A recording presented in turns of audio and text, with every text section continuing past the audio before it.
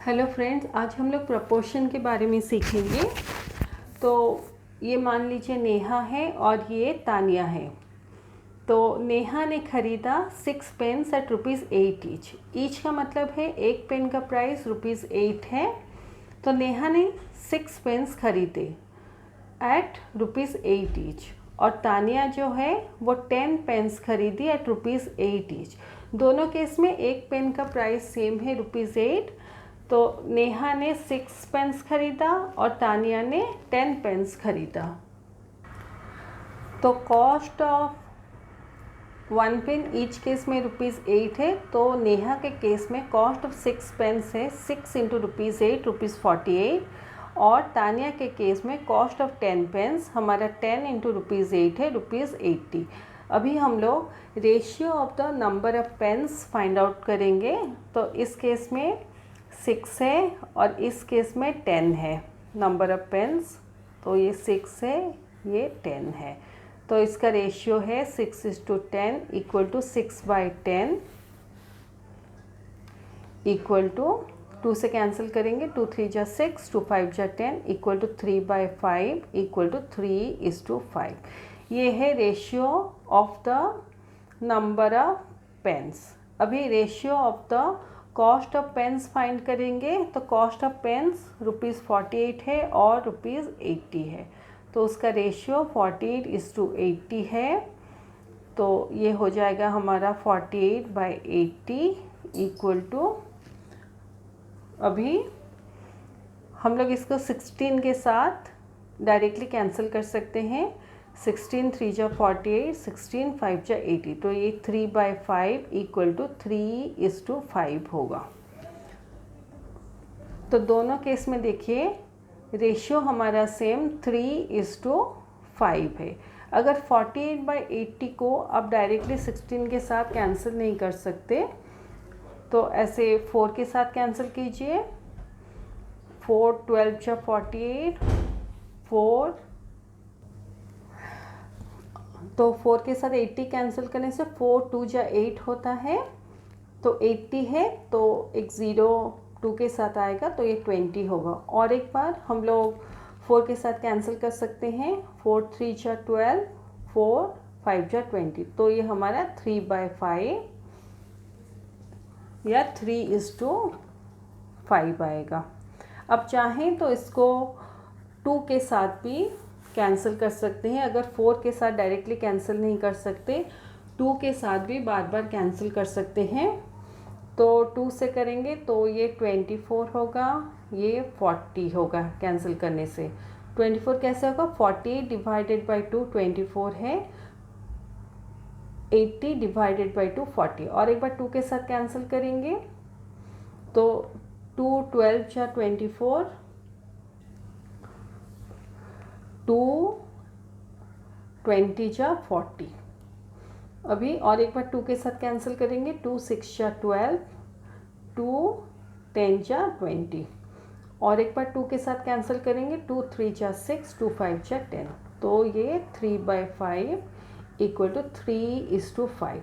तो इस वे में भी और इस वे में भी आप लोग कैंसिल कर सकते हैं, लेकिन इसमें आपको बहुत सारे स्टेप्स करने पड़ेंगे। पर्टिकुलर 2 के साथ 4 बार आपको कैंसिल करना है।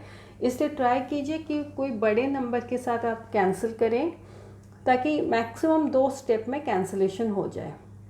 ये करने से भी कोई गलती नहीं है, लेकिन ये बार बार करना हो सकता है आप लोगों को डिफ़िकल्ट लगे।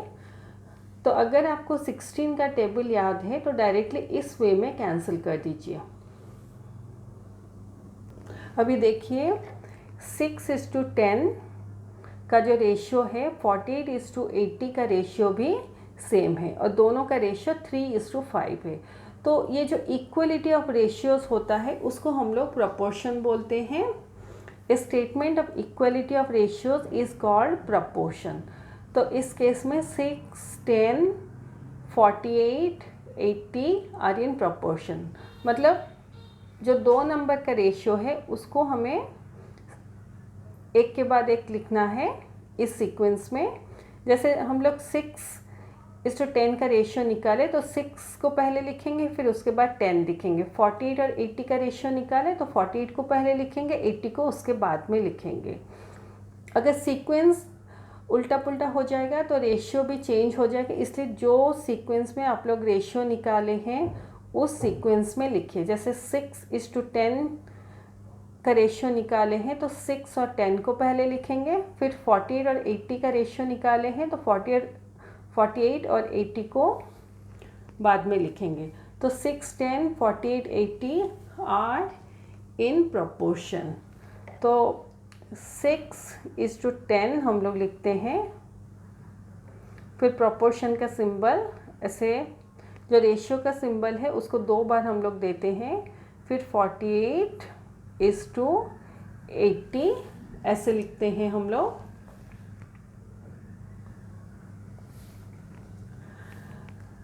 ये जो सिंबल है उसको एज पढ़ा जाता है, तो 6:10 एज 48:80, और दोनों केसेस में ये जो दो रेशियोज़ हैं उनका वैल्यू सेम है। तो 6:10 एज 48:80 हम लोग उसको ऐसे पढ़ते हैं। तो इस केस में जो ये नंबर्स हैं 6, 10, 48, 80 उसको टर्म्स ऑफ द प्रोपोर्शन पढ़ा जाता है या कहा जाता है। और इसको जब हम लोग ऐसे लिखते हैं, एज का जो सिंबल है उसको दे के लिखते हैं, तो एंड में जो नंबर्स होते हैं उसको एक्सट्रीम्स कहा जाता है, बीच में जो दो नंबर होते हैं उसको मीन्स कहा जाता है, और फर्स्ट एंड लास्ट टर्म जो होता है या फर्स्ट एंड फोर्थ टर्म उसको एक्सट्रीम्स कहा जाता है, सेकेंड और थर्ड टर्म को मीन्स कहा जाता है। और प्रोडक्ट ऑफ एक्सट्रीम्स और प्रोडक्ट ऑफ मीन्स सेम होते हैं अगर 4 नंबर प्रोपोर्शन में होते हैं। इस केस में देखिए प्रोडक्ट ऑफ एक्सट्रीम्स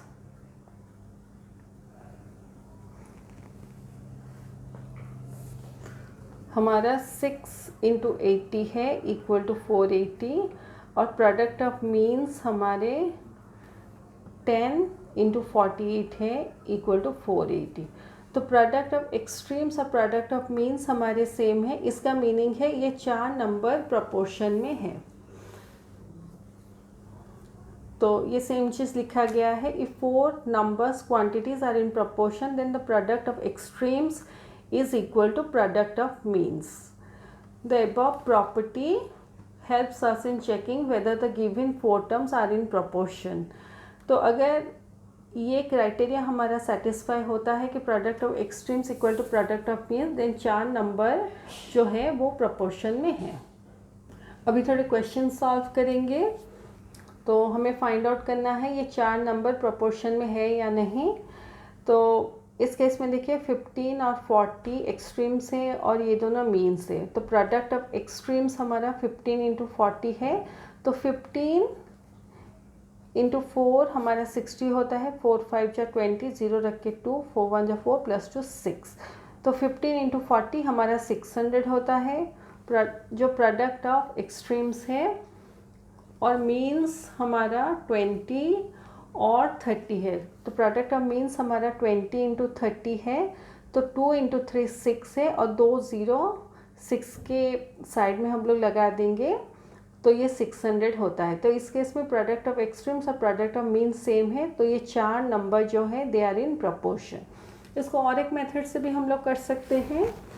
तो इस केस में देखिए ये फर्स्ट टर्म, ये सेकेंड टर्म, ये थर्ड टर्म और ये फोर्थ टर्म है। तो हम लोग फर्स्ट और सेकेंड टर्म का रेशियो फाइंड आउट करेंगे और थर्ड और फोर्थ टर्म का रेशियो फाइंड आउट करेंगे।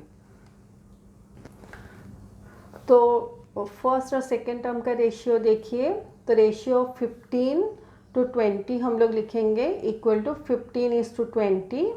यहाँ मैं दिखाती हूँ, 15:20 इक्वल टू 15/20। तो ये 5 के साथ कैंसिल हो सकता है, 5 3 जा 15, 5 4 जा 20। तो ये हमारा 3/4 इक्वल टू 3:4 होगा। अभी जो थर्ड और फोर्थ टर्म है उसका रेशियो हम लोग फाइंड आउट करेंगे। तो थर्ड टर्म और फोर्थ टर्म का रेशियो हमारा 30:40 है, equal to 30/40 equal to 0 0 cancel हो जाएगा, 3/4 इक्वल टू 3:4। तो दोनों केस में देखिए ये दोनों केस में रेशियो सेम है, तो ये 4 नंबर प्रोपोर्शन में है। तो ऐसे हम लोग लिखेंगे ratio first term to second term, first term और सेकेंड टर्म का जो रेशियो है is equal to ratio of third term to fourth term. तो थर्ड टर्म और फोर्थ टर्म का जो रेशियो है उसके साथ सेम है, फर्स्ट और सेकेंड टर्म का ratio equal to ratio of third term to fourth term, और दोनों केस में 3:4 रेशियो है, दोनों सेम है, इसलिए ये 4 नंबर प्रोपोर्शन में है। अब इसको लिख सकते हैं और डायरेक्टली भी लिख सकते हैं 15:20, मतलब ये दो टर्म का जो रेशियो है इक्वल टू 30:40। ऐसे भी लिख सकते हैं, मतलब इसको लिखिए या इसको लिखिए, एनी वन को लिखिए, दोनों को मत लिखिए, एनी वन स्टेटमेंट को लिखिए, उसके बाद लिखिए अगर रेशियो सेम आता है देन ये 4 नंबर प्रोपोर्शन में है, ऐसे लिखिए। ये सेकेंड क्वेश्चन है, fill in the blanks, fill in the box so that 20, 18, 40 और बॉक्स आर इन प्रोपोर्शन। अगर ये 4 नंबर प्रोपोर्शन में है तो ये देखिए 20, 18, 40 और बॉक्स है, बॉक्स में मान लीजिए x है, तो इस केस में ये दोनों एक्सट्रीम्स हैं और ये दोनों मीन्स हैं। तो अगर ये 4 नंबर प्रोपोर्शन में है तो प्रोडक्ट ऑफ एक्सट्रीम्स हमारा प्रोडक्ट ऑफ मीन्स के साथ सेम होगा, तो प्रोडक्ट ऑफ एक्सट्रीम्स हमारा होगा 20 into x equal to product of means हमारा 18 इंटू 40 होगा, तो x जो है वो हमारा हो जाएगा 18 इंटू 40/20, ऐसे। अभी कैंसिलेशंस करेंगे, 21 जा 20, 22 जा 40, तो ये हमारा 18 इंटू 2 36 हो जाएगा, 18 इंटू 2 ये देखिए 2 8 जा 16, 6 रख के 1, 2 1 जा 2 प्लस 1 3, तो 36 हो जाएगा। तो बॉक्स में अगर हमारा 36 होगा देन ये 4 नंबर प्रोपोर्शन में होंगे। तो अभी चेक हम लोग कर सकते हैं, जैसे 20, 18, 40, 36 है ऐसे, तो 20 और 18 का रेशियो हम लोग फाइंड कर सकते हैं, 20:18 इक्वल टू 20/18 इक्वल टू 2 से कैंसिलेशंस करेंगे, 2 10 जा 20, 2 9 जा 18 इक्वल टू 10/9 इक्वल टू 10:9, ऐसे। अभी ये जो दो नंबर है इसका रेशियो हम लोग फाइंड आउट करेंगे, तो 40:36 है इक्वल टू 40/36 इक्वल टू 4 के साथ कैंसिल करेंगे, 4 10 जा 40, 4 9 जा 36, तो ये 10/9 होगा इक्वल टू 10:9। तो ये देखिए फर्स्ट और सेकेंड टर्म का रेशियो और थर्ड और फोर्थ टर्म का रेशियो 10:9 है दोनों केस में, तो दोनों के रेशियो सेम है, इसलिए ये 4 नंबर प्रोपोर्शन में है। तो ये हमारे सारे बुक के एग्जाम्पल्स ख़त्म होते हैं। इसमें और 2 एग्जाम्पल्स थे, मुझे समहाउ लगा कि वो लास्ट एग्जाम्पल है। तो ये नेक्स्ट क्वेश्चन है, आर 20, 10, 10, 5 इन प्रोपोर्शन। तो ये यहाँ पे देखिए 20, 10, 10, 5, तो ये दोनों एक्सट्रीम्स हैं और ये दोनों मीन्स हैं। तो प्रोडक्ट ऑफ एक्सट्रीम्स हमारा 20 इंटू 5 है 100 और प्रोडक्ट ऑफ मीन्स हमारा 10 इंटू 10 100 है, तो ये 4 नंबर आर इन प्रोपोर्शन। यहाँ पे देखिए इस केस में second term and third term are repeated, we say that 20, 10, 5 are in continued proportion. तो कंटिन्यूड प्रपोर्शन में जो सेकेंड टर्म है उसको एक ही बार लिखा जाता है। जैसे इस केस में अगर हमें कंटिन्यूड प्रपोर्शन दिया जाता तो यहाँ पे 20, 10, 5 आर इन कंटिन्यूड प्रपोर्शन लिखा जाता ऐसे। तो उस केस में 10 को एक बार दिया जाता, बट उसका मीनिंग होता है कि सेकेंड और थर्ड टर्म में हमारा 10 है। तो ये कंटिन्यूड प्रपोर्शन का है। इसका एक एग्जाम्पल अभी देखेंगे।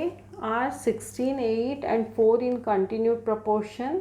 तो इसका मीनिंग है 3 टर्म हमें दिए गए हैं, बट जो सेकेंड टर्म है थर्ड टर्म भी हमारा सेम है, यानी second term equal to third term.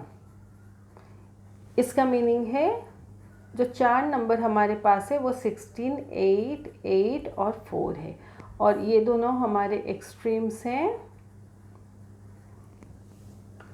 और ये दोनों हमारे मीन्स हैं। इसका मीनिंग वही है। अभी हमें फाइंड आउट करना है ये 4 नंबर प्रोपोर्शन में है या नहीं। तो हम लोग प्रोडक्ट ऑफ एक्सट्रीम्स करेंगे। तो प्रोडक्ट ऑफ एक्सट्रीम्स हमारा 16 इंटू 4 है 64। प्रोडक्ट ऑफ मीन्स हमारा 8 इंटू 8 है 64। तो दोनों का वैल्यू सेम है, इसलिए product of extremes equal to product of means. इसलिए ये जो नंबर है ये कंटिन्यूड प्रपोर्शन में है। ये देखिए 16 इंटू 4 कैसे 64 होता है। 4 6 या 24, 4 रख के 2, 4 1 4 प्लस 2 6, 64 होता है। तो ये हमारे सारे बुक के एग्जाम्पल्स ख़त्म होते हैं।